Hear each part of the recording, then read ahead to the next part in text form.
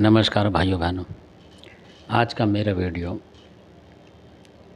किसी इस तरीके से है कि जैसे कई लोग कोई कहीं भंडारा या कुछ ऐसी चीज़ करवाते हैं, प्रसाद वगैरह बँटवाते हैं और कुछ लोग उसको खा जाते हैं। बाँटने की बजाय सारा का सारा खुद ही लेके खाने की कोशिश करते हैं और अपने घरों में ले जाते हैं। तो ये उनके ऊपर वीडियो है, ये उस तरीके का। तो आपकी जानकारी के लिए केवल, और कोई उद्देश्य नहीं है इसके लिए। तो विषय ये है कि जो हमारे बड़े बुज़ुर्गों ने बताई बात है, और वो बात है और बिल्कुल परफेक्ट है, ओरिजिनल बातें बिल्कुल जो हो चुकी हैं असली में। अगर आप वहाँ जाएंगे उस एरिया में, जो पुराने लोग हों वो शायद आज भी बता देंगे आपको कि हाँ ऐसा सुना है हमने भी। तो वो घटना ये है कि इटावा के अंदर एक जेल है। सब जगह जेल होती हैं ज़्यादातर, तो इटावा के अंदर जो जेल है उस पे सैयद बने हुए हैं वहीं जेल के बराबर में। तो उनको कहते हैं जेल वाला सैयद, जो जेल वाले सैयद बोलते हैं। तो उनकी घटना बताऊंगा, बहुत छोटा वीडियो है और आशा करता हूँ कि आपको अच्छा लगेगा और कुछ थोड़ा बहुत तो ज्ञान ज़रूर मिलेगा। तो वो इस तरीके से कि किसी सेठ ने किसी का कोई काम बना, उन सैयद से मांगा उन्होंने उन्हें। तो सेठ बताते हैं उन्हें कि कोई हिंदू धर्म का जैसे कुछ काम बन गया, उनसे सब मानते हैं उनको, हिंदू भी और सब। तो उनका कुछ काम बना होगा, तो उन्होंने फिर बँटवाने को कहा कि यहाँ देसी घी का भंडारा करवाऊँगा मैं, मतलब मिठाई वगैरह जो भी, लड्डू वगैरह की बताइए। और हो सकता है कि उन्होंने बहुत सारी चीज़ मिठाई बनवाई हो, पंचमेल मिठाई बनाते थे पहले उस तरफ ज़्यादा, तो हो सकता वो हो। तो वो उन्होंने बँटवाई। कुछ वो बाँट गए जो सेठ जी थे, और अपना काम धाम भी होता है उनका, तो उन्होंने किसी को दे के, एक को इंचार्ज बना के, भाई आप ये बाँट देना, सब गरीब आए जो बाँटते रहना आप। हो सकता है उनका नौकरी हो वो, या कोई जानने वाला हो, उनको दे दिया उन्होंने कि बाँट देना। उन्होंने कहा ठीक है, और वो चले गए। जो सेठ जी थे वहाँ से निकल गए, हाथ जोड़ के अपने पीर महाराज से पूजा पाठ जो भी करके चले गए। तो जो वो बंदा था उसने थोड़ा बहुत तो बाँटा, फिर उसके मन में लालच आ गया कि यार इतनी महंगी मिठाई है, जो भी पंचमेल है या जो ये है, दुनिया को खाने को नहीं मिलती, और मैं बाँटे जा रहा हूँ आम लोगों को, कोई भी आ रहा अनजान लोग। तो क्यों ना ऐसा करूँ, अपने घर ही ले चलूँ, इससे सारी की सारी मेरे बच्चे खाएंगे और जो मेरे आसपास के परिवार हैं, चाचा ताऊ के, वो सब खा लेंगे। ये सोच के उसने बाँटना बंद करवा दिया, और जिसमें भी था वो सामान वो पैक करा उसने और लेके अपने घर चल दिया। जो भी 2-4 लोग भी होंगे उसके साथ ज़रूर, तो सारे के सारे लेके प्लान बना के चल दिए और ना बाँटा वहाँ। जो बट गया, बाकी सेठ था जब तक बाँट दिया। अब सेठ निकला तो थोड़ा बहुत और बाँटा, देखा कि निकल गया, अब नहीं आएगा, तो वो भी निकल लिया अपने घर। तो वो भी उस इटावा क्षेत्र के ही थे, कहीं के या आसपास के गांव के थे, उसकी जानकारी नहीं है, पर उन्होंने थे वहीं के।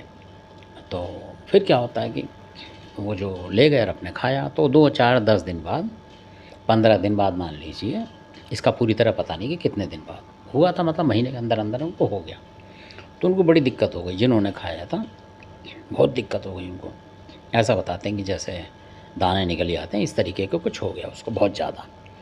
सब डॉक्टरों से दिखाया, इधर उधर दिखाया, बहुत परेशान हुए। तो कहीं कहीं दिखाया तो किसी ने बताया कि भाई तुमने, उन्होंने देखा अपने तरीके से, कोई होंगे बुजुर्ग उस टाइम, तो इस्लाम धर्म के हों या हिंदू धर्म के, कोई भी हों इसका पता नहीं, पर किसी ने बताया उनको, या कोई जानकार होगा जिसने देखा होगा कि घपला कर रहे हैं और इनको अब ये सज़ा मिल गई, तो वो समझ गया कि ये ऐसे है। तो उसने बोला भाई वहाँ आपने ऐसे ऐसे बाँटा था और दूसरे ने बाँटा, और आप वो माल लेके सारा अपने घर आ गए, अपने बच्चों को में बाँट दिया।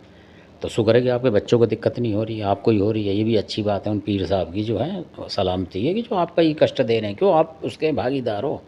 आपके बच्चे नहीं, बच्चों को तो कुछ भी दोगे, इतना भी वो मतलब दयालु पीर हैं वो जो जेल वाले सही थे, कि उन्होंने उनके बच्चों पे चाहते तो कर देते उनके, और किसी पे घरवाली पे, उन्होंने उन्हीं सज्जन पे करा, क्योंकि जो मैन मुद्दा था उसको पकड़ा उन्होंने।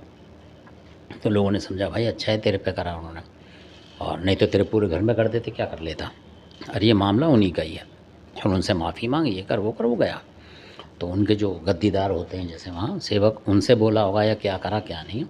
तो आखिर में राय ये बनी कि भाई आपने जो यहाँ से ले गए हो आप, मान लो सेठ ने 20 किलो बँटवाया, 50 किलो बँटवाया, तो आपको उसका डबल बाँटना पड़ेगा, या 10, 20, 50 किलो उससे ऊपर बाँटो आप, तभी छुटकारा मिलेगा। उनको ऐसा दिमाग में आया उन लोगों को, जो सेवक थे उनके, या जो और आम लोग थे जिनके हिसाब से लगा।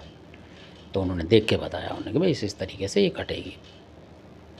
तो उन्होंने मंजूर कर लिया कि ठीक है जी मैं बाँट दूँ, क्योंकि जब आदमी फँस जाता है तभी मानता है, ऐसे थोड़ी मानेगा वो। आदमी की चालाकी जो है आदमी से चल जाती है, पर जो देवी देवता हैं इनसे नहीं चलती है, ये उनको रगड़ ही देंगे कहीं ना कहीं। तो कहने का मतलब ये है। तो अब उसने हाँ भर ली कि ठीक है जी मैं करता हूँ और मेरे को पर्चा दिलवाओ, मतलब सही करो कुछ ऐसा। उन्होंने बोला ठीक है भाई तू 1 हफ्ते में 10 दिन में सही हो जाएगा, इस तरीके ये कर लिया उनने, वो सही हो गया। जब सही हो गया तो अपना कहीं से पकड़ पकड़ के जैसा भी कुछ था उसने इंतजाम करा, और मिठाई जो भी थी, मान लो 20 किलो थी तो 30 किलो करी उसने।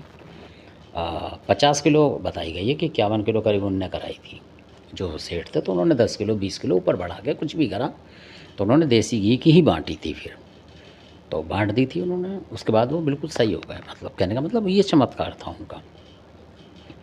तो मेरे कहने का मतलब ये है कि अगर आप लोगों को भी कोई कोई मिठाई दे जाए, कुछ दे जाता है कि भाई गरीब लोगों को बाँट दो, मान लो हम सब भाई किसी न किसी की नौ करें, मान लो कोई मालिक दे जाए कि भाई ये इतने लोगों को गरीबों को दे दो, ये खाना पीना समोसे कचौड़ी कुछ भी एटसेट्रा कुछ भी चीज़, तो आप उसको बाँट दें। ऐसा ना करें उसको अपने घर में ले आएँ, क्योंकि जैसी ये कहानी है जो मैंने बताई है वास्तविक बात है।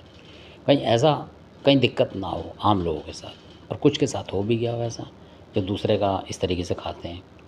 कोई भंडारा हो रहा उसमें से लिया आपने घर भर लिया, तो क्या पता उनके घरों में बीमारियाँ चलती हों। फिर वो कहते हैं भाई हम तो माता के शरण में रहते हैं, मतलब भंडारों में रहते हैं, यार हमारे साथ क्यों हो रहा है, ये काम बेरोज़गार हो रहे हों वो, या नौकरी से परेशान है या किसी और तरीके से, तो ऐसा भी होता है शायद। तो इसमें सच्चाई ज़रूर होगी, जो बुजुर्ग बता के गए बात उसमें सच्चाई तो होगी।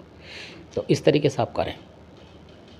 जैसा कि इसका एक उदाहरण आपको बताता हूँ छोटा सा, इसमें बुरा मानने की बात नहीं है, कि जैसे कि निज़ामुद्दीन में दरगाह है दिल्ली में,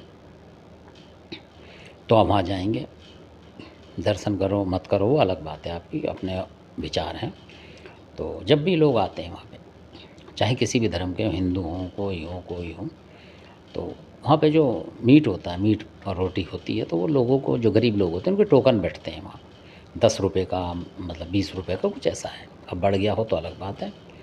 तो लोग 10 दे जाते हैं कि भाई 10 गरीब आदमियों को खिलाते हैं, तो उतने पैसे वहाँ जमा कर लेते हैं वो, और आपके हाथ में देते जाएंगे, आप देते जाओ। और अगर आपको दिक्कत लग रही है, आप मान लो वेजिटेरियन या आप उस मीट को पकड़ते नहीं हैं, तो आप ये भी कह सकते हो कि जी आप बाँट दो, तो वो बुला के बाँट देते हैं। आप खड़े रहो हाथ जोड़ के भगवान से प्रार्थना करके तो दे देते हैं। और अगर एक मान लो एक्स वाई जेड आप वहाँ नहीं रह पाते और आप चले जाते हैं, तब भी वो उतने बाँटेंगे। ये भी चमत्कार है। कहने का मतलब उनकी ईमानदारी है ये, चमत्कार तो नहीं, ईमानदारी है उनकी।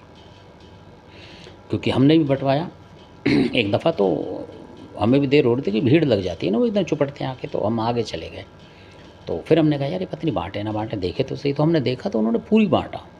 तो किसी ने बोला कि भाई साहब वो पूरा बाँटेंगे, यहाँ जितनी भी दुकान है निज़ामुद्दीन में मीट मच्छी की, अगर गरीबों को आप खिलाओगे तो आपने 10 बोला है तो 10 ही देंगे, ये 20 बोलोगे तो 20 ही देंगे, जितना पैसा दिया है। फिर हम 1-2 बार और गए उसके पास कुछ महीने बाद, तो हमने बोला ऐसे, तो कह रहे भाई साहब हम जितने भी होते हैं, कह रहे हमने कहा देखा यार हम चले गए थे फिर भी आपने बाँट दिया। कह रहे भाई साहब कहीं भी चले जाओ, हमें आपसे मतलब नहीं है, क्योंकि जो आपने दिया है ना खुदा के नाम पे बाँटने को, औलिया के नाम पे बाँटने को, तो औलिया साहब की भी इस पे नज़र होती है। हम उनसे बढ़कर थोड़ी हैं, हम उनके मतलब जो खाने में या किसी भी उसमें हम वो नहीं कर सकते गड़बड़। तो जितना आपका पैसा गया है उतना हम देंगे आपको, क्योंकि आपने हमसे सामान ख़रीदा उतना। तो हम ऐसा नहीं करेंगे कि आपने हमसे 100 रुपये का सामान लिया है तो हम 70 रुपये का दे दें और 30 अपने लिए रख लें। ये गुनाह है हमारे लिए, हमारे धर्म में। बहुत बड़ी बात बताई उन्होंने कि जी हम ये गुनाह है, हम ये नहीं करते, क्योंकि जो हमारा इसकी बरकत से निजामुद्दीन औलिया कि हमारा ये सामान बिकता है, माल बिक रहा है, हम लोग यहाँ हैं मौजूद, तो हम क्यों करें 10 रुपये के पीछे ईमान क्यों डिगाएँ। ख़ासकर इस पे आपसे 10 रुपये महंगे ले लेंगे, मतलब कोई सामान है, महंगाई है तो महंगा ले लेंगे, महंगे के पैसे लेंगे, पर जितना आपने पैसा दिया उतने की बाँटेंगे हम। ये हमारी बात है। और हम ही नहीं, यार आप किसी भी दुकान पे आप करके देख लो, आप चले जाओ उतना ही बाँटेगा ये। तो ये भी देखो कितनी ईमानदारी की बात है उन लोगों की।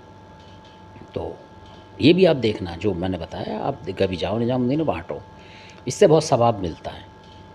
मतलब तो आप बाँटेंगे तो आपको इससे पुण्य मिलेगा। मतलब ये नहीं कि आप निजामुद्दीन साहब के लिए बाँट रहे हैं, किसी के लिए बाँट रहे हो, आप बाँटोगे तो आपके काफ़ी कष्ट कम होंगे।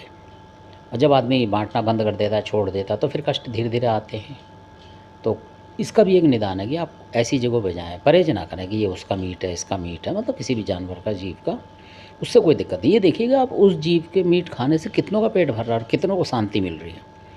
और वो शांति जब मालिक ऊपर आपको देखेगा कि यार इतने आदमियों को आज इसने खाना खिलाया, मतलब तो बहुत पुण्य आपको देगा। और उसमें आप ये भावना मत लो कि मैं खिला रहा हूँ, क्योंकि आप नहीं खिला सकते किसी को भी। वो कुदरत जब वो करता है इशारा तभी आप कर सकते हो। इस तरीके से मेरा तो ये विचार है। तो इसी के साथ मैं ये आपसे करता हूँ कि जैसे बहुत सारे लोग हैं, किसी के भंडारे में गए 20 प्लेट उठा लाए, 40 उठा लाए, तो ऐसा भी ना करें। हो सकता है इसका भी कुछ मिलता हो ऊपर से, मैं ये नहीं कहता मिले और ना भी मिलता हो, पर मिलता होगा मेरे हिसाब से। तो ऐसा भी ना करें। अगर आप खुद भी दान कर सकते हो किसी को 10 रुपये का, तब तो आप किसी से 50 रुपये का दान खाने की कोशिश करें। और नहीं तो आप ये सोचें कि नहीं यार दूसरे का खा लो मामला, जो भी माल है ना, भंडारा या कुछ भी चीज़ प्रसाद खाते रहो दबा के, और खुद ना करें किसी के लिए, तो वो गलत है मेरे हिसाब से। तो इसी के साथ मैं अपनी वीडियो को विराम देता हूँ। आपने वीडियो देखा इसके लिए आपका बहुत बहुत धन्यवाद। अच्छा लगे तो लाइक करें, सब्सक्राइब करें और शेयर तो कम से कम ज़रूर करें, ताकि काफ़ी लोगों को इससे भी कुछ थोड़ा बहुत तो ज्ञान मिलेगा। ज़्यादा नहीं तो 5% मिले, पर मिलेगा ज़रूर। इसलिए आपने वीडियो देखा, आपका बहुत बहुत धन्यवाद।